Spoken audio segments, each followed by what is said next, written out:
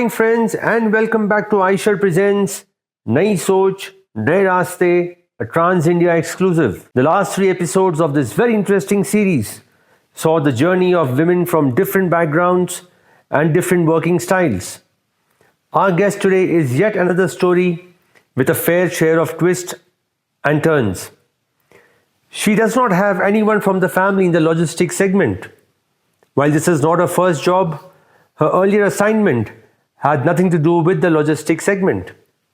And despite the rough waves in this segment, she chose to dive into the deep sea. We are pleased to feature in this episode of Aisha Presents Nai Soch, Naye Raaste, Harinder Pal Kaur, Logistics Head at Northern Cargo Service. While we will know about Harinder's journey and how she got pulled into this segment during the interview, one of the highlights of her journey is her passion to learn. She has attended training sessions at multiple IIMs, attended various seminars, and she has taken a number of trips in a company trucks to understand the issue on the highways and also the problems faced by the drivers. Her interpersonal skills have led to forming a close bond with her army of drivers, something which is so essential in the road transport business. Coming up after this very short break, our interaction with Harinder Pal Kaur. You are watching Aisha Presents Nai Soch, Naye Raaste, a Trans India exclusive.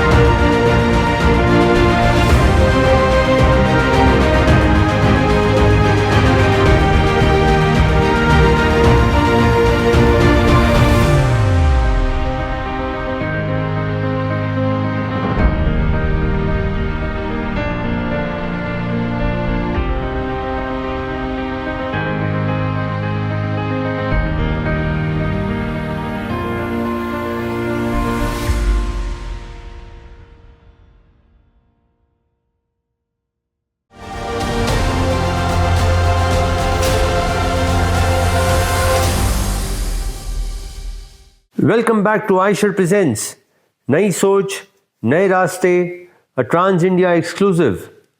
We are in conversation today with a gritty, determined and bold women transporter, Harinder Pal Kaur. Harinder, आपने जब आप आइशर के plant में गए थे last year, आपने वहां पे ट्रक ड्राइविंग सीखना शुरू किया. वो कहाँ तक पहुंचा है? वो जो पहला दिन था, जो पहले तो जो आइशर के प्लांट में गए, ट्रक में तो मैं बहुत बार बैठी हूँ. उस दिन पहली बार रिस्क लेके ड्राइविंग सीट पे बैठ गई. उनके हेल्पर थे, चलाया, तो मुझे कॉन्फिडेंस आया कि ड्राइवर सीट तक तो मैं आ ही सकती हूँ. तो उसके बाद मैंने अपने ही हमारे जो ड्राइवर्स हैं उनको रिक्वेस्ट किया. पहले तो वो हंस रहे थे कि मैडम आप हमारे साथ टूर पे चलिए, हम ले जाएंगे आपको, और चलाइए मत. फिर उनको लगा कि मैडम है, चलो हेल्प कर देते हैं. तो अभी मैं चला सकती हूँ थर्ड गियर तक मैनेज कर सकती हूँ. उसके बाद मेरे आइशर में ही बात हुई है. नेक्स्ट वीक से वो लोग मेरा प्लान कर रहे हैं, एक प्रॉपर मुझे ट्रेनिंग देंगे और फिर मेरा लाइसेंस भी बना के देंगे, तब मैं जाऊंगी ट्रक लेके. But tell me, how difficult is it driving a truck? देखो, अगर हम बात करते हैं BS3 या BS4, तो मैंने चलाया है BS6। तो अकॉर्डिंग टू आवर ड्राइवर्स कि अभी ट्रक्स चलाना इजी हो गया है, क्योंकि अभी ट्रक्स थोड़े हैंडल करना थोड़ा इजी है, क्योंकि थोड़ा वो लाइट हो गए हैं आगे से। तो गियर चेंज करने में मैं आराम से चेंज कर रही थी, तो मुझे नहीं लगता अभी ट्रक चलाना उतना टफ है। अगर मैं ड्राइविंग की बात करूँ तो हमने जैसे आयशर में भी हमने जब उनकी बातें सुनी तो उन्होंने कहा था कि हम ऑटोमेटिक ट्रांसमिशन के भी ट्रक्स लेके आ रहे हैं। डू यू थिंक वो ट्रक्स आने से we'll see more women drivers also? Will that help? देखो, इसको हम दो तरीके से आंसर दे सकते हैं। अगर हम लोग बाहरी चीजों को देख के, इंफ्रास्ट्रक्चर देख के, हाई फाई ट्रक्स देख के, हाई टेक्नोलॉजी ट्रक्स देख के अगर बोलेंगे, यस पॉसिबल है, बहुत सारी लड़कियां आएंगी। लेकिन अगर इनर रियलिटी हम लोग दूसरा सच भी देखने जाएंगे, तब बहुत टफ है। क्यों? क्योंकि लॉन्ग हॉलेज में लोकल शायद चला सकते हैं, लॉन्ग हॉलेज में इतना सेफ्टी सिक्योरिटी हमारे ट्रक्स मेल ड्राइवर्स के लिए नहीं है। तो अभी मोदी जी ने बोला है 100 रेस्ट रूम, 1000 रेस्ट रूम्स, तो वो कब बनेंगे, कब होगा, कितना टाइम लगेगा, वो भी पता नहीं है। अभी जस्ट बोला गया है, इसके ऊपर प्लानिंग इलेक्शन के बाद होगी, पहले होगी, कुछ भी पता नहीं है। लेकिन चलो हम लोग ऑप्टिमिस्टिकली सोच लेते हैं बन गए, लेकिन वो टाइम लगेगा। नाउअडेज रस्तों में वॉशरूम नहीं है, आपको हमेशा पेट्रोल पंप्स के ऊपर रहना पड़ता है। जहाँ कोई छोटे छोटे रस्तों में जो होटल्स आते हैं उसके ऊपर। तो जो ट्रक ड्राइवर्स हैं, आपको लगता है कि वो एक पेट्रोल पंप से निकल के, लड़कियां अगर ट्रक चलाती हैं, एक पेट्रोल पंप पे निकल के फिर वो नेक्स्ट पेट्रोल पंप पे जाने का वेट करेंगी, फिर उनको बड़े होटल्स वाले, जहाँ छोटे होटल्स वाले भी वो लड़कियों को अंदर वॉशरूम के लिए जाने देंगे? तो ये चीजें तो हैं। ट्रक अच्छे हैं हमें मालूम है, लेकिन इंफ्रास्ट्रक्चर रेडी है हमारा लड़कियों को लेने के लिए? ये एक बड़ा क्वेश्चन है। लेकिन अगर हम आम ड्राइवर्स की बात करें, मेल ड्राइवर्स की बात करें, तो ये जो रेस्ट हाउसेस जो बनेंगे, उसके चलते क्या आपको लगता है इनकी लाइफ थोड़ी इजी और रिस्पेक्टेबल होगी?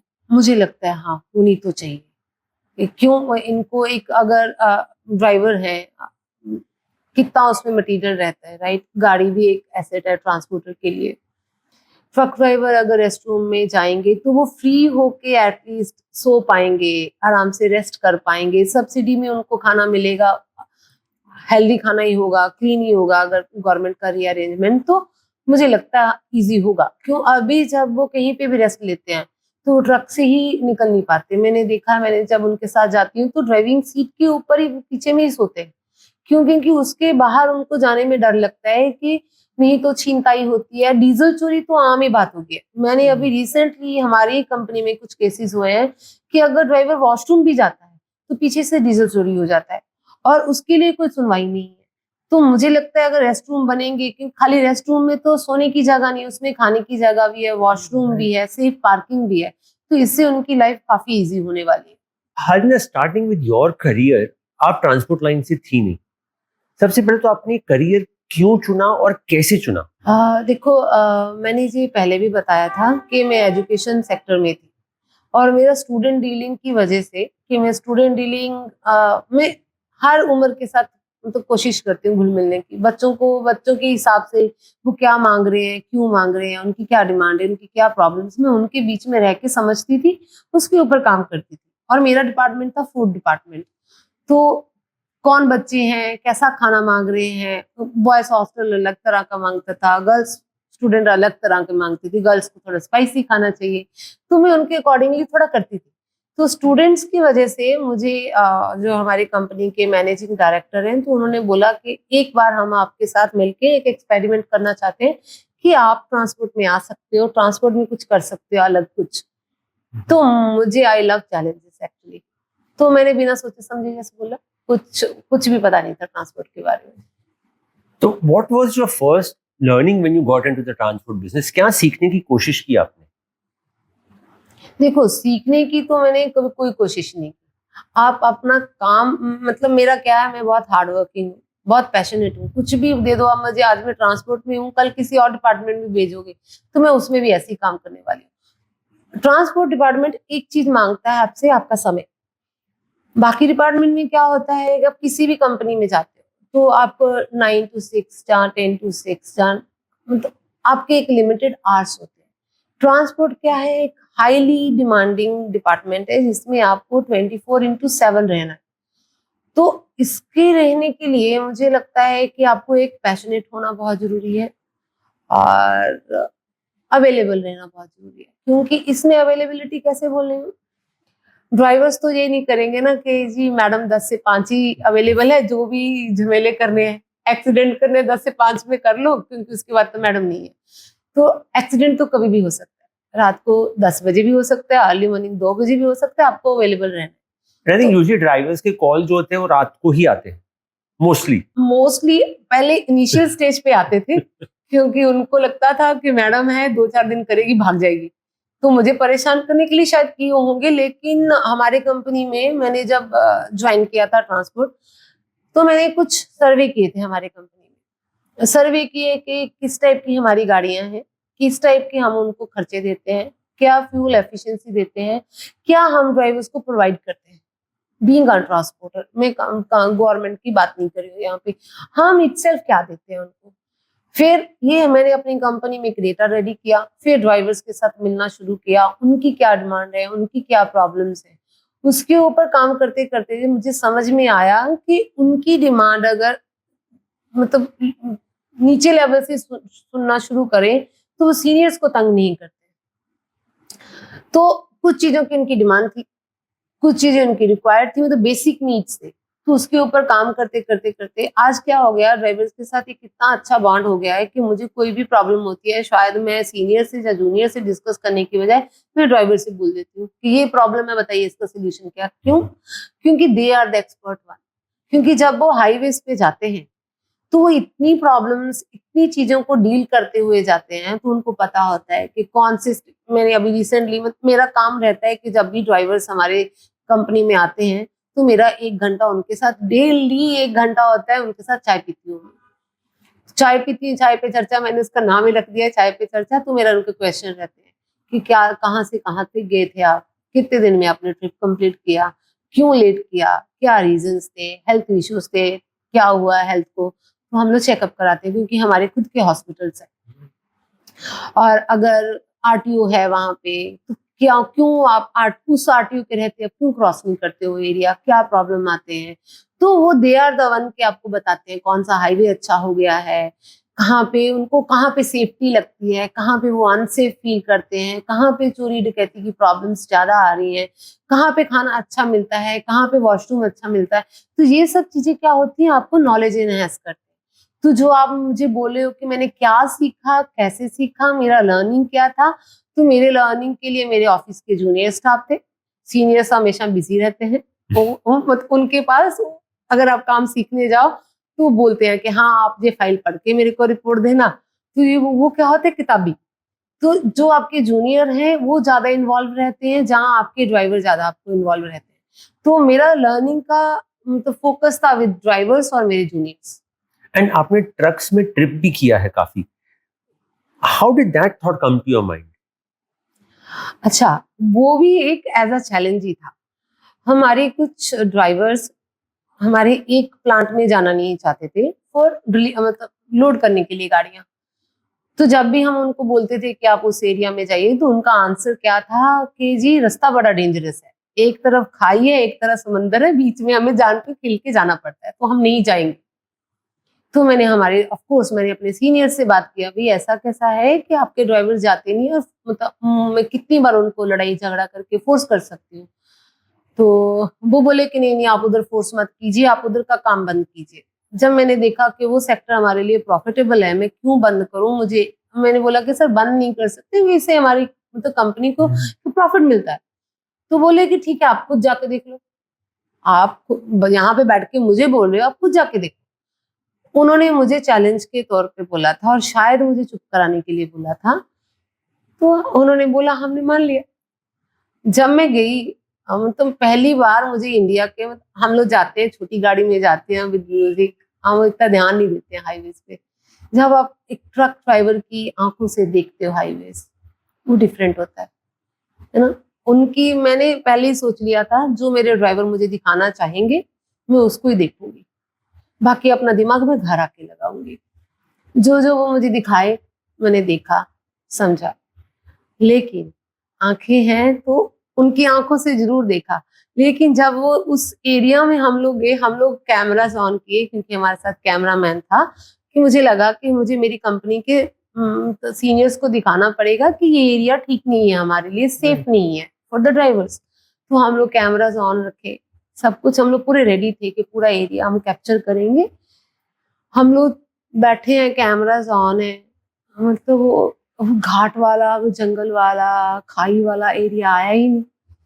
तो हमने पूछा जी कहाँ पे है, बोले जी निकल गया।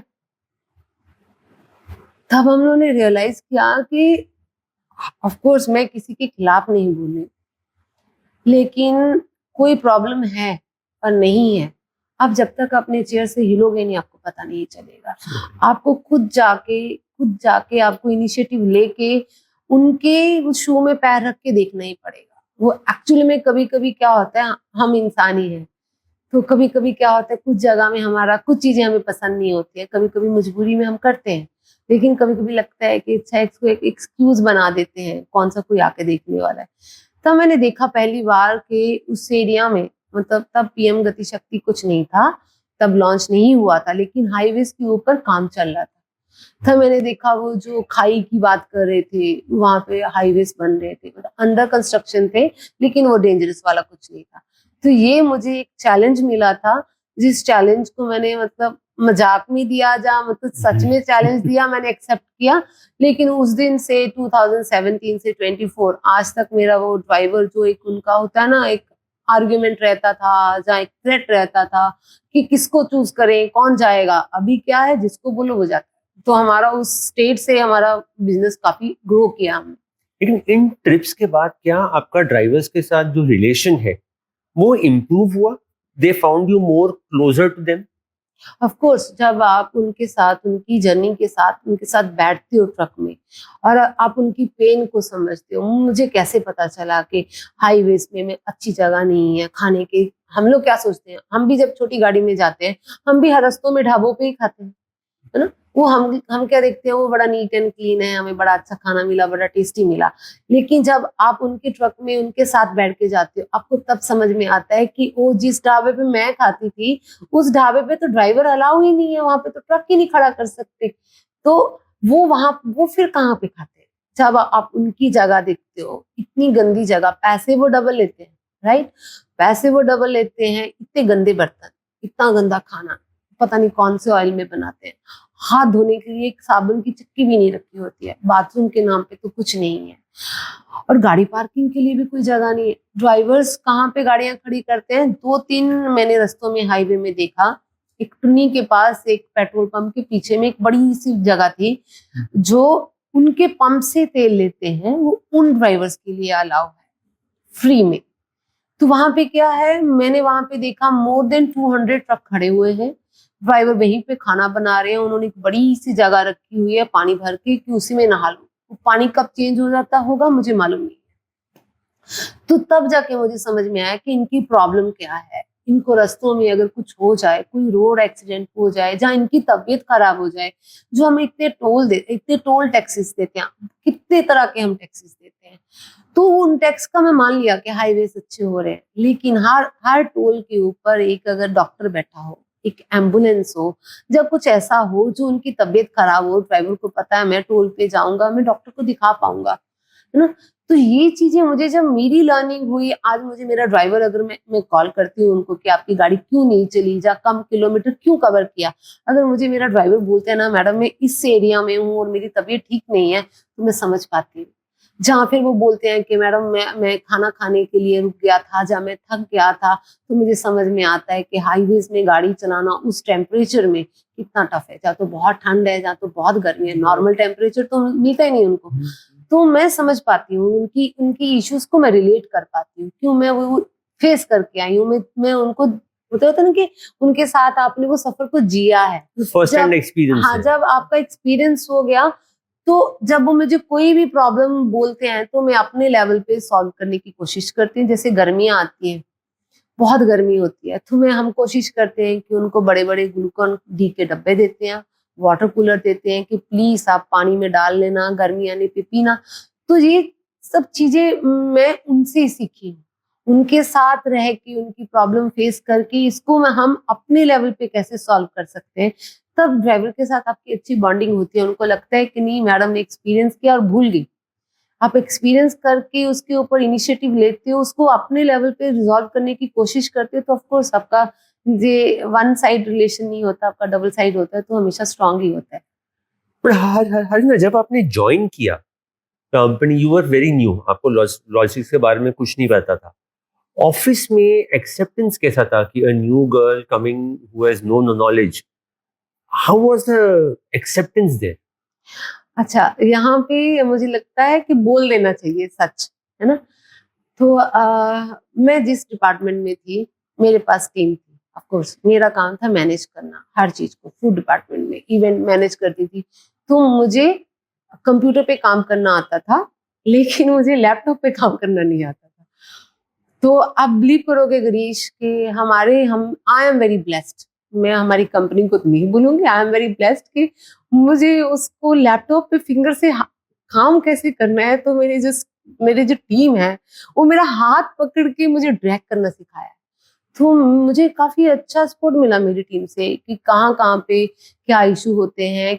अच्छा, मैं एक फनी सा इंसिडेंट आपको शेयर करती हूँ। तो मेरे कंपनी के जो मैनेजिंग डायरेक्टर हैं, तो उन्होंने बोला कि आप शुरुआत करोगे तो आप सारी कंपनीज के साथ हमारे एग्रीमेंट क्या हुए आप वो पढ़ना, तो उसके ऊपर आप रिपोर्ट बना के देना। तो जब आप अग्रीमेंट पढ़ते हो तो आपको डिले चार्जेस क्या हैं, डिले होने से क्या फाइन होगा, वो आपको समझ आ गया बेसिक कि जी हमारा इतना अग्रीमेंट है, इतनी गाड़ी पहुंचनी है, इतने दिन ये ट्रांजिट टाइम है, आपको वो समझ में आ गया।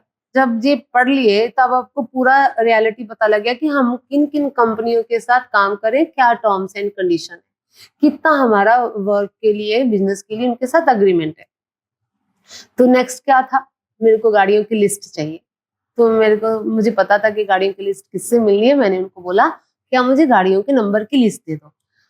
तो जब मुझे नंबर मिले तो मुझे लगा कि मेरे साथ मजाक किया है, या मुझे बच्चा समझ रहे हैं, या मुझे कुछ आता नहीं है, मेरे साथ प्रैंक कर रहे हैं। तो मैंने डायरेक्ट ही हमारे मैनेजिंग डायरेक्टर को कॉल करके बोला कि सर यहाँ पे तो कोई सपोर्ट नहीं कर रहे, गाड़ियों के नंबर गलत दे दिए। तो सर ने बोला कि आपको जो दिया मुझे भेजो। तो सर ने बोला कि नहीं ये हमारी गाड़ियों के नंबर ही है। तो हमारी गाड़ियों के नंबर क्या है, मुझे पहली बार पता चला कि ओके हम इतनी बड़ी कंपनी है कि हम जब भी गाड़ियां लेते हैं बल्क में लेते हैं तो आपके नंबर सीरीज में आते हैं। तो हमारी गाड़ी का पहला नंबर क्या था, 0001, 0002। तो ऐसे करके वो 100 तक चला गया। तो मुझे लगा कि शायद मेरे साथ मजाक किया, तो मैंने यहाँ से काम सीखा। We will continue our interaction with Harinder after this very short break. You are watching iShare presents Nai Soch, Nai Raste, a Trans India exclusive.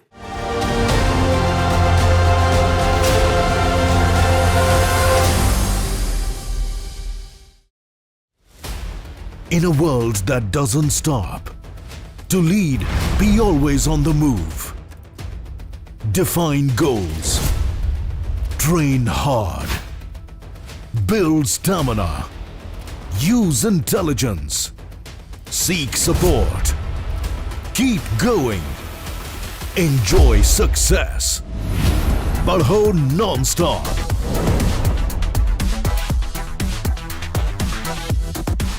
Higher power.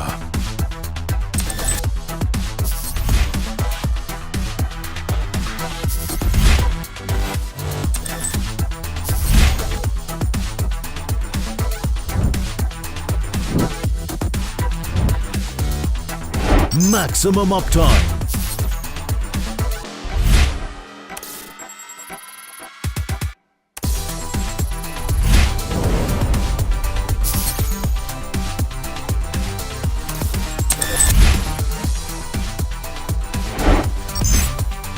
My Aisha enabled 100% connected trucks.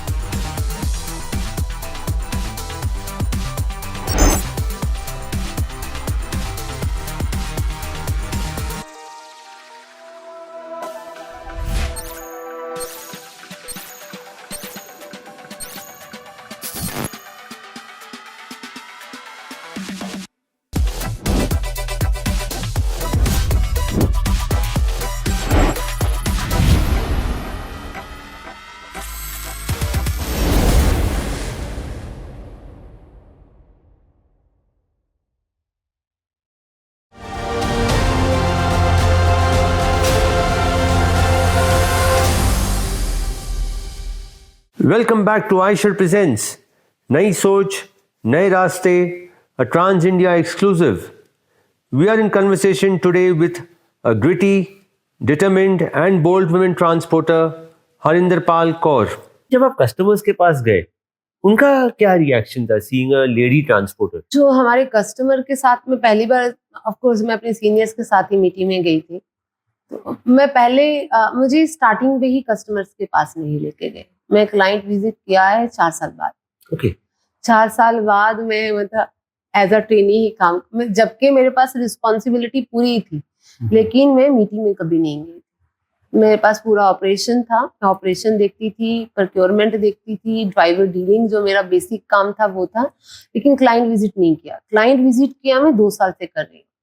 तो मेरे जो अच्छा एक लड़की के client visit करने से मुझे लगता है इसका ना बिजनेस पे इफेक्ट ज़्यादा आता है।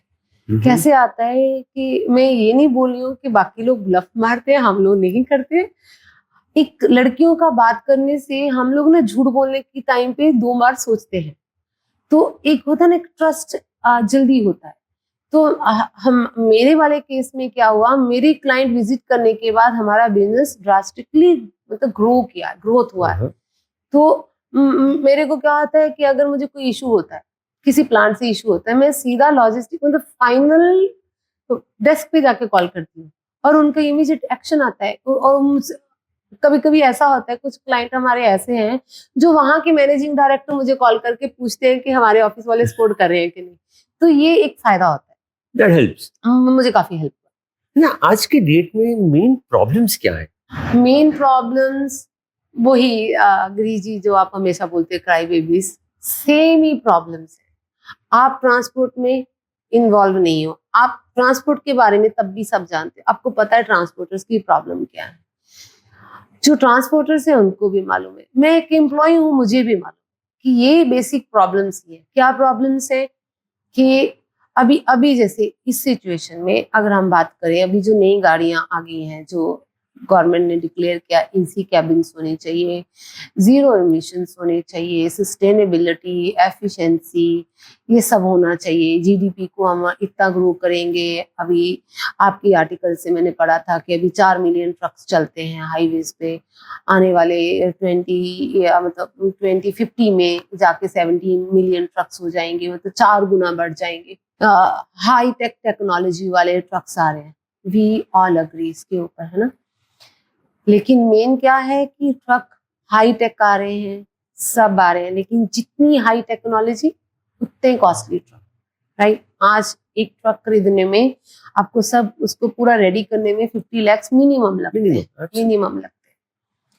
लेकिन कोई क्लाइंट तो आपके बारे में, पहले तो गवर्नमेंट भी आपके बारे में सोचती नहीं है कि एक ट्रांसपोर्टर, एक होता है ना कि आप 10 ट्रक लोगे जी आपको इतनी सब्सिडी देंगे, आप 20 लोगे तो इतनी सब्सिडी देंगे।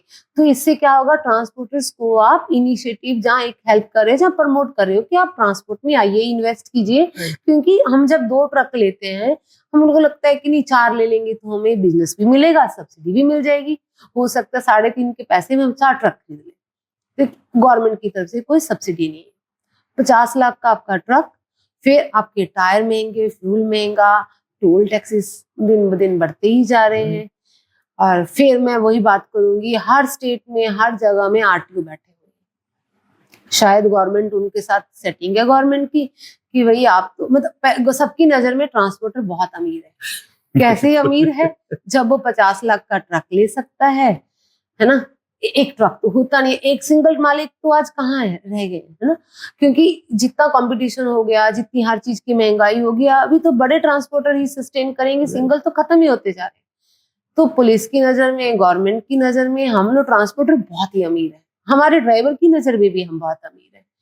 तो क्या होता है, 50 लाख का ट्रक ले लिया, दुनिया के टैक्सेस दे दिए, तो गवर्नमेंट को लगता है जो हाईवेज पे जिनकी ड्यूटी है, बोले वो पुलिस है, बोले वो आरटीओ, बोले वो कोई भी है, तो गवर्नमेंट उनको पहली सैलरी कम देती है कि भाई तुम ट्रांसपोर्टर से लेना, हम तो तुम्हें नहीं देंगे।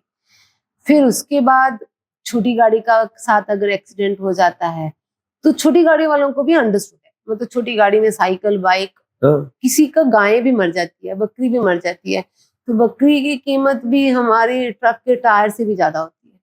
तो वो भी अंडरस्टूड है, गलती किसी की भी होगी, लेकिन हम अमीर है ना ट्रांसपोर्टर, हम तो बहुत अमीर है, हम तो सबके घर चला सकते हैं, तो वो भी हमें फाइन होगा।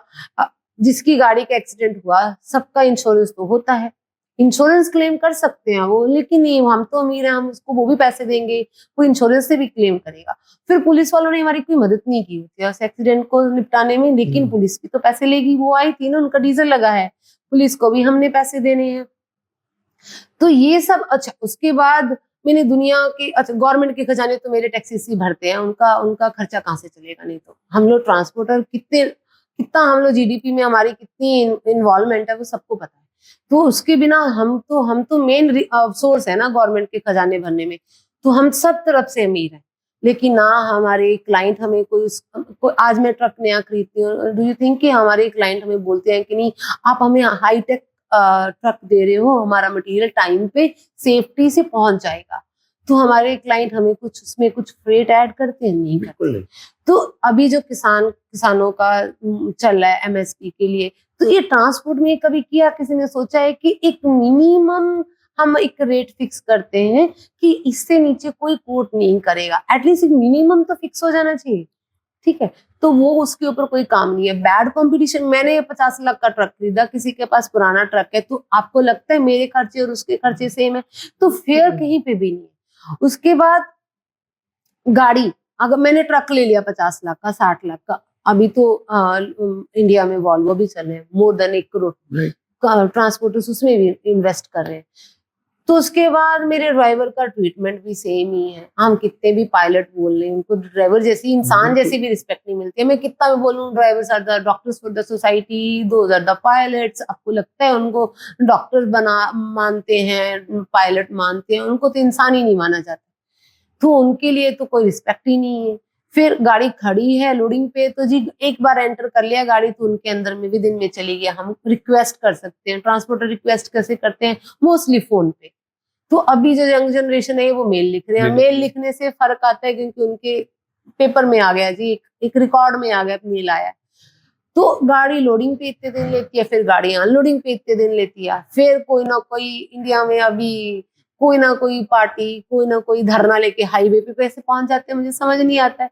भाई धरने करने कहीं और कर लो, हाईवे की तरफ चले जाते हैं सब कोई, तो हाईवे में वो एक आधा दिन तो उसी के चक्कर में रुक जाती है। तो अगर हम लोग देखें कि 17 to 80 डेज, 20 डेज हम लोग चलो हाइपोथेटिकली पकड़ लेते हैं, 20 दिन मेरी गाड़ी चलती है, उसमें मुझे गवर्नमेंट का खजाना भरना है, पुलिस वालों का घर चलाना है, मुझे मेरे ड्राइवरों का भी घर चलाना है, उसके बाद मुझे EMI पेश करने हैं, मेरी कंपनी में एम्प्लॉइज भी हैं, मुझे उनके भी घर चलाने हैं, और मैं अपने घर पे क्या लेके जाऊंगा?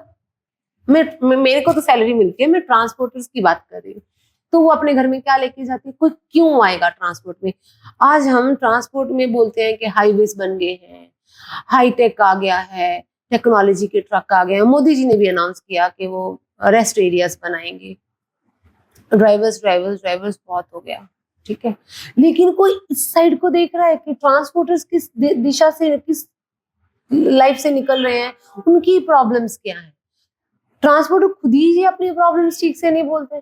मुझे समझ ही नहीं आता है, इतने मीटिंग्स होते हैं, उनको इतने प्लेटफॉर्म मिलते हैं, हर प्लेटफॉर्म पे उनको बुलाया जाता है, राइट? तो उस प्लेटफॉर्म पे जाके वो अपनी प्रॉब्लम क्यों नहीं बोलते हैं? जब बोलते हैं दब जाती है। तो मुझे लगता है ये एक बार हमें भी खुल के बोलनी तो चाहिए। We will continue our interaction with Harinder after this very short break. You are watching iShare Presents Nai Soch, Nai Raaste, a Trans India exclusive.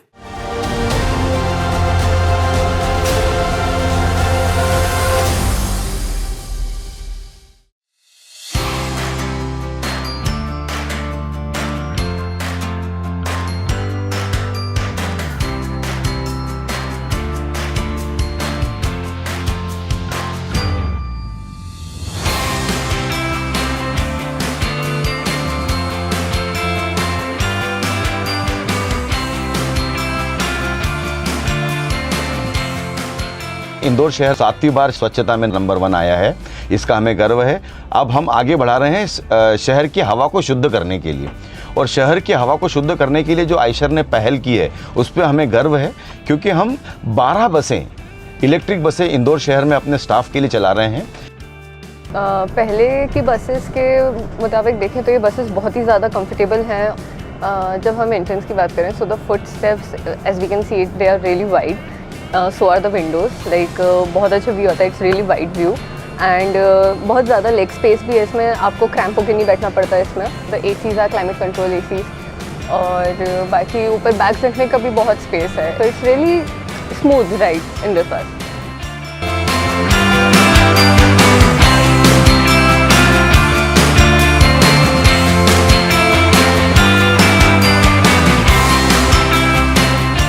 If we talk about overall traveling in this bus, so I can say that when I reach office, so I'm not that tired because of the jerks, but I'm fresh to face my boss.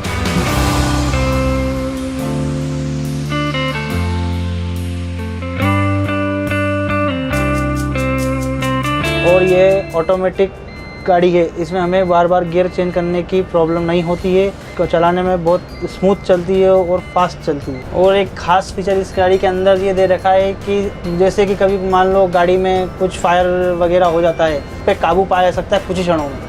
इसमें safety features भी दे रखे हैं और उसके तहत हर seat पर एक seat belt दिया हुआ है और एक पैनिक बटन भी दिया हुआ है। सो जैसे कि हम हमारे ड्यूटी आवर्स कंप्लीट करके जब हम घर जाते हैं, if you talk about interior exterior, तो इंटीरियर जैसे कि आप देख सकते हैं कितना बढ़िया कलर कॉम्बिनेशन वगैरह, और सीटिंग पोस्चर भी जैसे कि बहुत काफ़ी कंफर्टेबल है, तो ऐसा लगता है जैसे हम किसी लग्जरी कार में बैठे हों।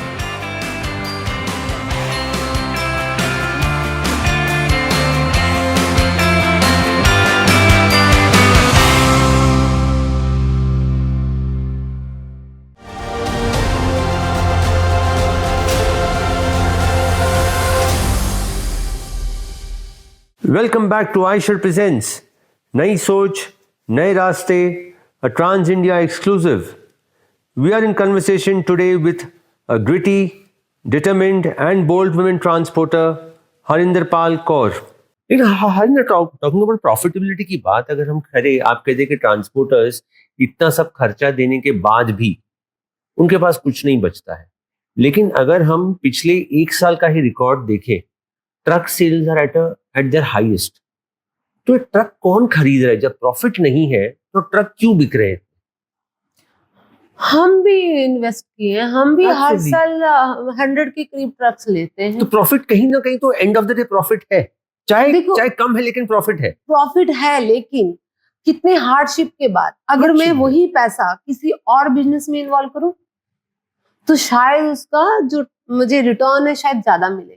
जहाँ जो जितना पैसा मैं ट्रक्स में लगा रही हूँ उसको मैं बैंक में एफडी डाल दूं, उसका इंटरेस्ट ज्यादा मिलेगा जितना मैं घर लेके आती हूँ। लेकिन अभी ये जो ट्रांसपोर्टर्स हैं, आप देखेंगे कि नेक्स्ट जनरेशन कितनी आती है, वो बड़ी बात है। क्यों? क्योंकि जो जो ट्रांसपोर्टर्स हैं उनको समझ में आता है कि यही हमारा बिजनेस है, अभी इस एज में जाके अब नया क्या इन्वेस्ट करेंगे।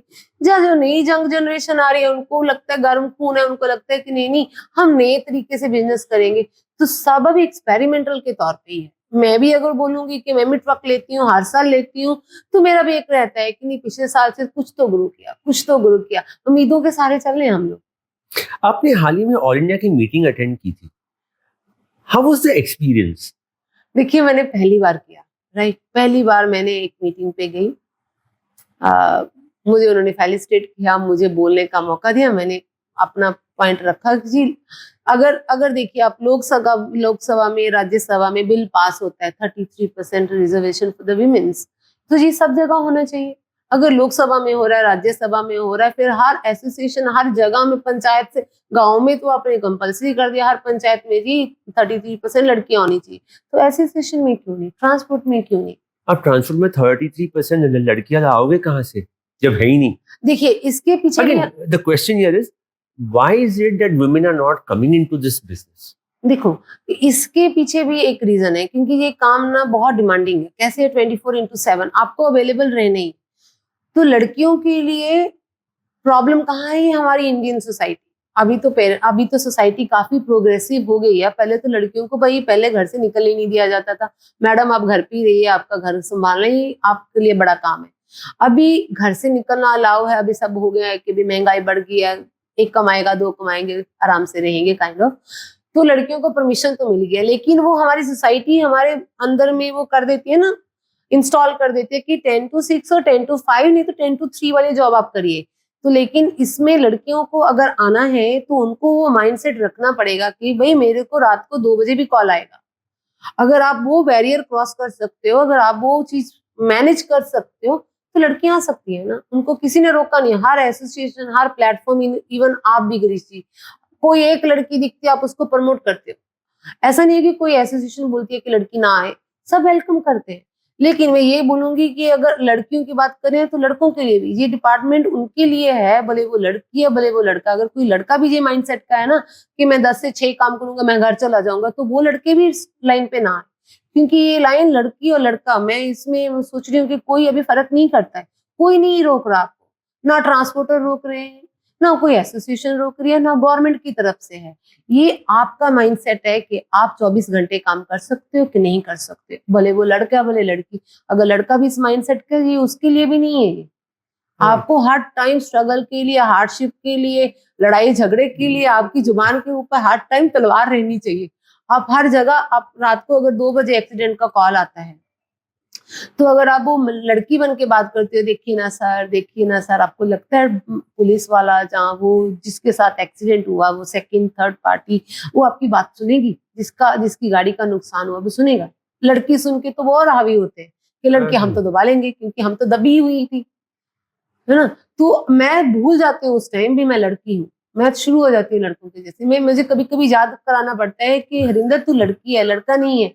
क्यों? क्योंकि आप उस सिचुएशन को आपको डील करना है। मैं रात को 2 बजे चिल्लाती हूँ फोन पे, लड़ाई करना पड़ता है। क्यों? क्योंकि मुझे मेरी गाड़ी को सेव करना है, मेरे ड्राइवर को सेव करना है। क्योंकि 2 सेकंड लगाते हैं ड्राइवर को थप्पड़ मारने के लिए।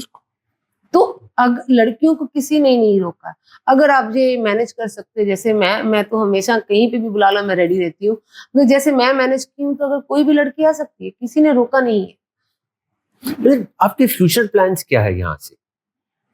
Where do you want to grow? देखिए मेरा दिमाग हमेशा प्रॉफिटेबिलिटी में रहता है। तो मेरा तो एक ही मोटो है कि मेरी कंपनी को मैं हाई लेवल पे लेके जाऊं। मुझे प्रॉफिट दिखता है मैं खुश हो जाती हूँ। मेरे को कंपनी को ग्रो कराना है, मेरी कंपनी को और प्रॉफिट चाहिए और अच्छे से सर्विस देंगे। मेरा मोटो है कि ड्राइवर्स की लाइफ थोड़ी इजी हो जाए।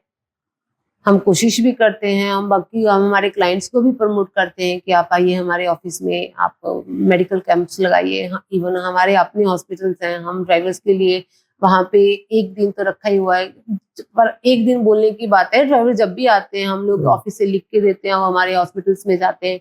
हमारा डेंटल कॉलेज है, हमारा आई केयर कॉलेज है, हमारा हॉस्पिटल्स है, ड्राइवर जाते हैं। हम लोग कोशिश कर रहे हैं।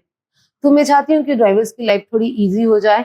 ट्रांसपोर्ट में एटलीस्ट एक मिनिमम रेट फिक्स हो जाए किलोमीटर वाइज। ट्रांसपोर्टर्स अपनी बात रखनी खुद सीख जाएं, जो रखते नहीं है। मुझे जो आपका आर्टिकल पढ़ा तो उसमें मैंने देखा कि मीटिंग में क्या हुआ, तो उनका प्रॉपर अगर मैं एक एम्प्लॉई हूँ तो मेरा काम करने का, हम लोग क्या होते हैं ना, जो एम्प्लॉयज होते हैं थोड़े सिस्टमेटिक होते हैं, एक सिस्टम में काम करते हैं, हर चीज बिना प्लानिंग। और ट्रांसपोर्टर बिना प्लानिंग के काम कर रहे हैं, इम्पॉसिबल, आपकी गाड़ी ही नहीं पहुंचेगी। तो मुझे लगता है ये जो मीटिंग्स होते हैं इनका एक प्रॉपर एजेंडा बनाओ, एक प्लानिंग करो।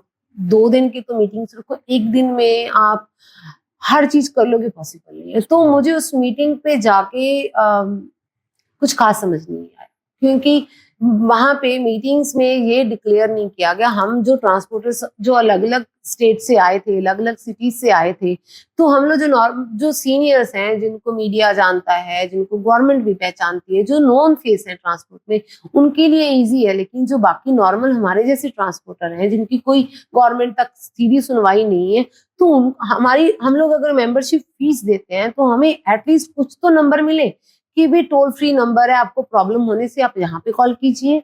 अगर ये एक्सीडेंट इशू होता है, जहाँ कोई और हाईवेज पे इशू होता है, तो अब इसको ये this is the contact person, ये इस इशू के लिए, ये इस इशू के लिए।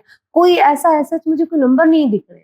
मैं 2-4 लोगों को पहचानती हूँ, टाइम एंड अगेन मैं उनके पास ही कॉल करती हूँ। वो 2-3 बार मेरी हेल्प कर दी है। आपको लगता है वो फ्यूचर में करेंगे? हो सकता है आने वाले दिनों में फोन ही ना उठाए कि हरिंदर तो फोन करते हैं प्रॉब्लम बोलने के लिए। तो लेकिन जब आप वो सिस्टम में मिसिंग है, सिस्टम नहीं, तो मुझे लगता है वो होना चाहिए। And finally, आयशर के प्लांट विजिट पे जब आप गए, you met so many women transporters also. क्या सीखने को मिला उनसे? देखो मैं 2-4 लोगों के नाम मेंशन करना चाहूंगी। एक रीमा बॉम्बे से, रीमा ट्रांसपोर्ट, मीनल अगेन बॉम्बे से, मुक्ता पुणे से, अनुराधा जी चेन्नई से, मतलब ये और शिवानी लॉजिस्टिक की मैडम थे, वंदना मैडम। तो मैंने इनको देखा, ऑफ कोर्स वर्खा।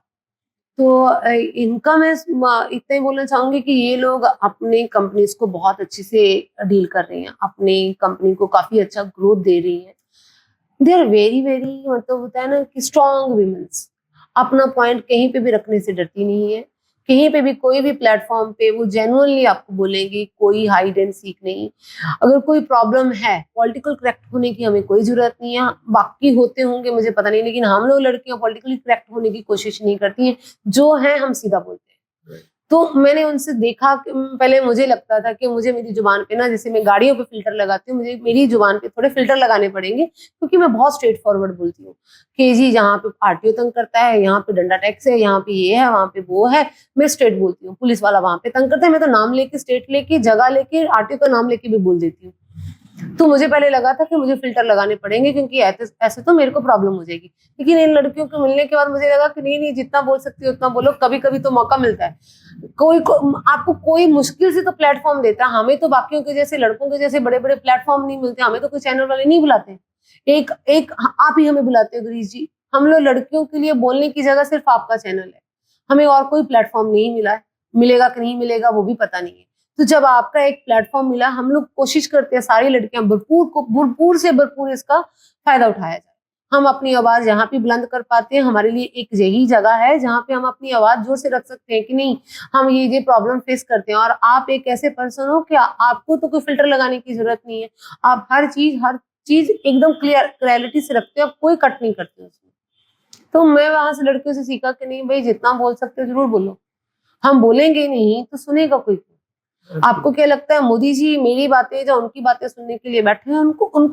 हमें प्रॉब्लम पता है, ट्रांसपोर्टर को पता है, गवर्नमेंट को नहीं पता है। लेकिन हम जितने जोर जोर से उसके ऊपर बात करेंगे, जितना बार बार उस मुद्दे को उठाएंगे, जरूर सुना जाएगा। आज ड्राइवर्स की बात को लेके मुझे लगता हम लड़कियों ने जितना ये पॉइंट उठाया था कि हमारे ट्रक ड्राइवरों को प्रॉब्लम हो रही है, मैंने कितने लोगों को देखा है, कितने लोगों के बारे में पढ़ा है। किसी का इंटरव्यू टीवी में आता है, किसी का आपके चैनल पे आता है, कोई मैगजीन में आता है। मैंने कहीं पे भी ट्रक ड्राइवर नाम मेंशन नहीं सुना। जितना हम लड़कियों ने इसके लिए आवाज उठाया, मैंने तो पिछले 2-3 साल से उठाना शुरू किया, क्योंकि मैं ट्रक में जाना शुरू की। तो जितना हम लड़कियों ने इसके बारे में बोला है ना, मैंने रीमा को देखा था पुणे, वो तो स्टेज पे चिल्लाने लगी थी, मेरे ड्राइवरों को रिस्पेक्ट दो। क्यों नहीं दोगे आप उनको रिस्पेक्ट? उन्होंने क्या बिगाड़ा है आपका? तो जिस हिसाब से हम लड़कियां होके बोली है, मुझे नहीं लगता किसी ने बोला है। तो जब हम लड़कियां होके बोल सकते हैं, अभी 2, 4, 5 साल 10 साल के एक्सपीरियंस से, आप तो 40 साल से बैठे हुए हो, आपको तो और प्रॉब्लम, हमें आके बोलने की जरूरत क्यों पड़ी? आपको तो ये प्रॉब्लम होने ही नहीं देनी चाहिए थी। इंडिया में आज से ट्रक चलते हैं, 40-40, 50-50 साल के एक्सपीरियंस होल्डर इसमें बैठे हैं। तो 40 साल क्यों लगे जी ड्राइवर्स के लिए निंद्रा केंद्र खोलने के लिए? हाँ, मोदी जी को क्यों अनाउंस करना पड़ा जब हम 50 लाख का एक ट्रक खरीद सकते हैं, इतनी दुनिया के टैक्स देके इतनी दुनिया का घर चला सकते हैं?